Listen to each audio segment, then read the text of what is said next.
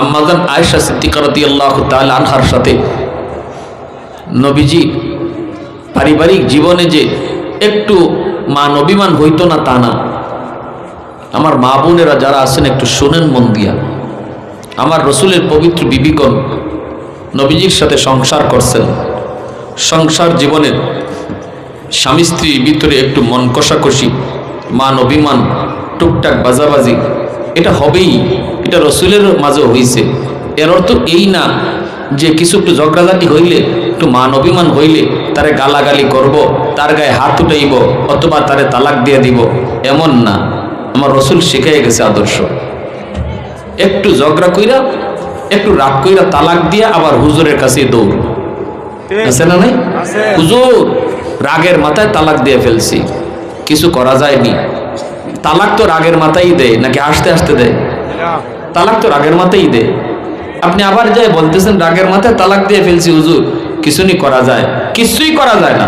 3 তালাক দিয়ে দিবেন আর কোনো আলোচনা নাই, কোনো মাত নাই, কোনো সুযোগ নাই, নো স্পেস, একটু আঙ্গুল ঢুকাইবার সুযোগ নেই। এতই যদি আপনার রাগ হয় বা এতই বউর প্রতি দরদ থাকে, এতই যদি আপনি বুঝেন যে না এই বউ ছাড়া চলতো না, তাহলে তালাকটা দেওয়ার সময় একটু হুঁশ ছিল না? অন্তত 1টা 2টা দিল তো হইতো, 3টা কেন দেন? 3টাও না, দাদি নানি হৌরি সহ 14 গোষ্ঠী তালাক দেওয়ার সময় হুঁশ থাকে। এর পরে আইসা কান্নাকাটি হুজুরের কাছে। কোন হুজুরে তালাকটা বাউ করে দিতে পারবো? লাগে 1 লাখ টাকা দিব, 50,000 টাকা দিব। শয়তান তো এই সময় আপনার আইনে দিবই লাগাইয়া। শয়তান যদি কোনো রকম আবার এই জামাই বউ মিল করাই দিতে পারে, হ্যাঁ, তাহলে তো সারা জীবন জিনা হইছে আর বাচ্চাও জিনার সন্তান হইছে। সলমানের ঘর নামাজ রোজা পড়ে কি হইব? যদি এইভাবে আমি বউ সাইরে আবার বউ নিয়ে সংসার করি, এই বাচ্চাই বৈধ সন্তান হবে না, অবৈধ সন্তান হবে। এজন্য বিয়া শাদী আর তালাক এটা ডং না, এটা খেলা না, এটা সেন্সিটিভ। তালাক বিষয়টা আল্লাহ পাক রব্বুল আলামিনের কাছে সবচেয়ে নিকৃষ্ট। হালাল জিনিসের ভিতরে সবচেয়ে নিকৃষ্টতম হালাল হলো তালাক।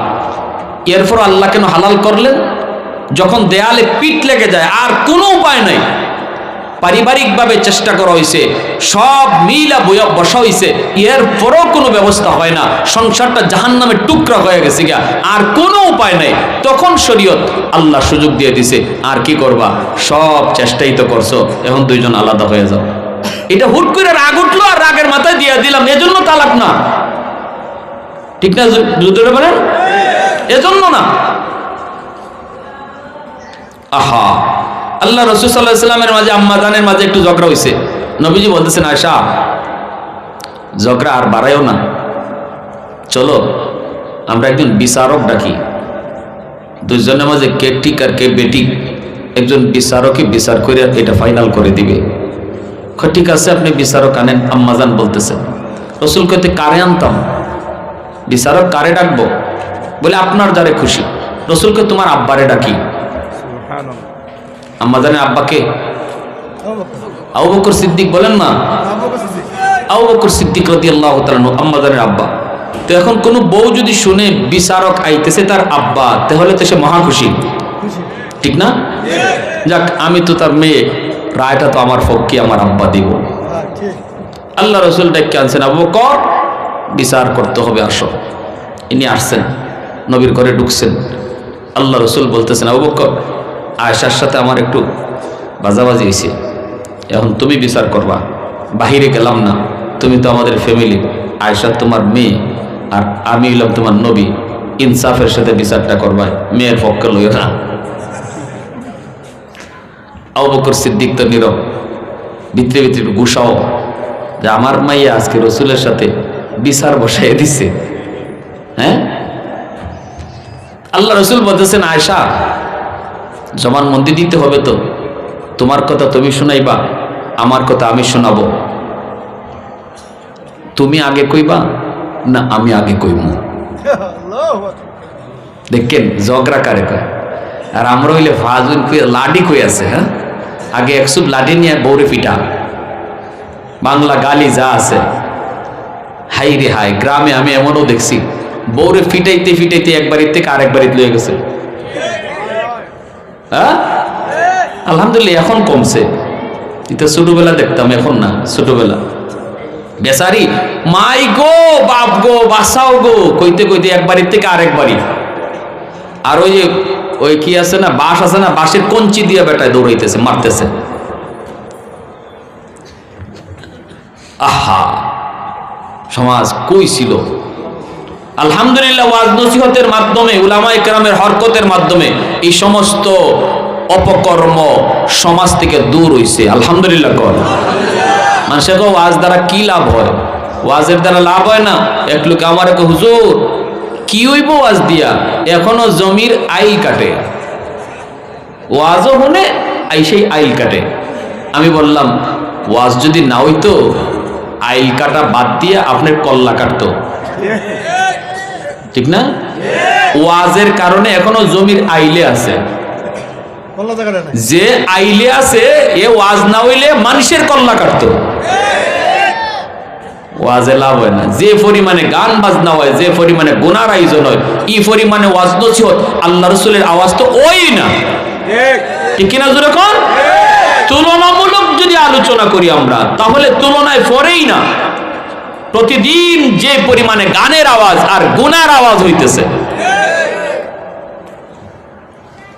আহা আল্লাহ তুমি সহি বুঝদান করো। আল্লাহ রাসূল বলতেছেন, আয়েশা তুমি আগে কইবা না আমি আগে কইব?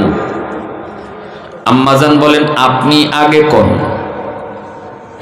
মনটা একটু রাগ কইরা, মেজাজটা তো এখনো গরমই রয়েছে, বুঝছেন নাকি? আপনি আগে কোন, তবে যা কইবেন সত্য কইেন। লাগলো নি ফেস? শেষের কথাটা হইছে মাতুন না গেলে আপনারা আমার কথা বুঝেননি? আম্মাজানের শেষের কথাটা হইছে? হ্যাঁ, রাসূল জীবনে মিথ্যা কইছেন? আবু জাহেল, উতবা, সাহেবা, মক্কার লিডাররা পর্যন্ত নবীরে আল আমিন কইছে, সত্যবাদী কইছে। মিথ্যাবাদী কওয়ার সাহস আবু জাহেলও পায় নাই, ঠিক না?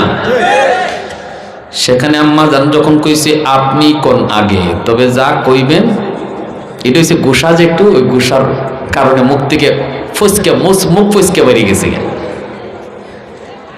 নবীজি হজম করে নিছেন, কিন্তু আবু বকর সিদ্দিক হজম করতে পারেন নাই। বাপ, যে বাপ আইছে বিচার করতে, বাপে হজম করতে পারছে না মেয়ের কথাটা, কিন্তু রসুল হজম করে নিছেন। রসুল মুচকে হাসি দিয়ে দিছে। রসুল তো বুঝতেছেন আয়েশা আমার উপর একটু গরম, এজন্য মুখ ফসকে কথাটা বাইরে গেছে, আসলে এটা দিলের কথা না। হ্যাঁ, কিন্তু আবু বকর সিদ্দিক আর হজম করতে পারেন নাই। কি কইলি,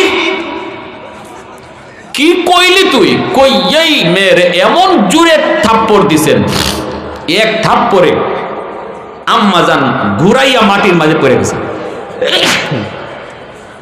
আর মাটিতে পইরা দৌড় দিয়া নবীজির পিছনে এসে আশ্রয় নিছেন। আল্লাহ রাসূলের পিছনে, ইয়া রাসূলুল্লাহ আমারে বাঁচান।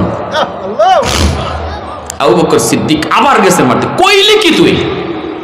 কথাটা কইলি কি? আল্লাহ রাসূল থামাইছে, আবু বকর থামো। রাসূল এইভাবে আম্মাজানরে সেট কইরা নবী বলতে, থামো, তোমারে মারতে আনি নাই, বিচার করতে আনছিলাম। মারছো কেন? মারছো কেন? আল্লাহ রাসূল গরম হয়ে গেছে। হাত উঠাইছো কেন? কইলে আমারে কইছে, তোমার কি? আল্লাহু আকবার, জোরে কর। আর আমরা হইলে কইতাম দেও আরো মারো, ঠিক না? রাসূল বলেন যাও, বিচার লাগবে না, তুমি রুম থেকে বের হও।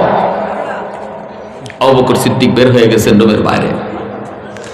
এইবার নবীজি হাসিয়ে দিয়েছেন, ঘুরছেন, ঘুরে আম্মাজানের পাশে হাসছেন, দুইজনে হাসিয়ে দিয়েছেন। রাসূলকে, আয়েশা কি বুঝলা? আমি না থাকলে কি হইতো? দুজনে হাসিয়েছে। আম্মাজান বলে, ইয়া রাসূলুল্লাহ আমার ভুল হয়েছে। দুজনে যখন হাসি দিয়েছেন, এই হাসির আওয়াজ আবু বকর ঘরের বাহির থেকে শুনছেন। শূন্য এনে ভিতরে ঢুকছে, ঢুকে এটা কোন জাতের বিচার বুঝলাম না। কি ভাই দেখছেন নবীজির পারিবারিক জীবন ব্যবস্থা? আমরাও তো বউ নিয়ে সংসার করতেছি, একটু আমার মাঝে মিলাইতো যে আমার মাঝে গুণটা আছে কিনা। লবণ যদি একটু কম হয়, তরকারির যদি একটু জাল বেশি হয়, অথবা বাজার থেকে মার্কেট থেকে আইসে যদি দেখি এখন ওর তরকারি রান্না হইছে না, মিজাজটা ঠিক থাকে? হ্যাঁ, অথচ আমার রসুল ঘরে ডুইকা যখন বলতেন রান্না হইছে নি, আম্মাজানেরা যদি কইতেন নবী গো আর একটু দেরি, রসুল কয় অসুবিধা নাই, আমি ঘর ঝাড়ু দেই। সুবহানাল্লাহ। নবী বলতেন আমি পানিটা নিয়ে আসি, তুমি রান্না করে যাও। আল্লাহর নবী রাগ করতেন না, নবীজি ঘরের কামে বিবিদেরকে সহযোগিতা করতেন। রসুল রহমতের নবী, মায়ার নবী, দয়ার নবী।